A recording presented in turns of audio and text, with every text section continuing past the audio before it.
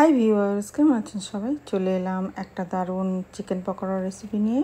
খুবই সহজ, বাড়ির উপকরণ দিয়ে আপনি এটা বানিয়ে নিতে পারেন। তো চলুন আমি কেমনভাবে বানিয়েছি আপনাদের বলে দিই। এখানে আমি যেসব জিনিসগুলো নিয়েছি এগুলো আমি স্ক্রিনে লিখে দেব, আপনারা দেখে নেবেন, আর ডেসক্রিপশন বক্সেও দিয়ে দেব।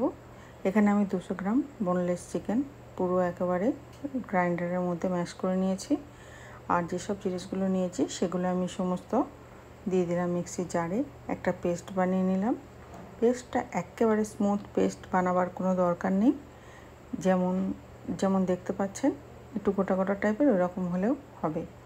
তো এই পেস্টটা আমি খুব ভালো করে এর মধ্যে মিক্স করে নিলাম, আর তার সঙ্গে ধনে, জিরে, গোলমরিচ, লঙ্কা গুঁড়ো, চাট মশলা আর আপনার দিয়ে দিলাম লবণ। খুব ভালো করে মিক্স করে নিতে হবে। মিক্স করে নেওয়ার পরে এবার এর মধ্যে আমি একটু দিয়ে দেব লেবুর রস দেব, আর আপনার দেব, এটা লেবুর রস দিচ্ছি, আর দেব সামান্য একটু ছাতু। যে ছাতু আমরা গুলে খাই, গরমকালে যে ছাতুগুলো গুলে খাওয়া হয় সেই ছাতু 1 টিস্পুনের মতো এর মধ্যে দিয়ে দিলাম। এটা ভালো করে মিক্স করে নেব। তেল গরম করে এবার এটা তেলের মধ্যে একটু একটু ছোট ছোট বল করে হোক এমনি করে ভেজে নিতে হবে। আপনি একবার 2 মিনিট ভেজে তুলে নিতে পারেন সমস্ত, তারপরে আরেকবার ভাজবেন পকোড়াগুলোকে।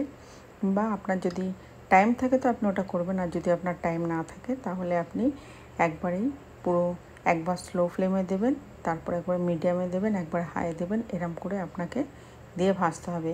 প্রথম থেকেই একবারে আপনি পুরো এই পকোড়াটা হাই ফ্লেমে বা মিডিয়াম ফ্লেমে ভাজবেন না। সবচেয়ে প্রথমে আপনাকে এটাকে পুরো স্লো ফ্লেমে ভাজতে হবে।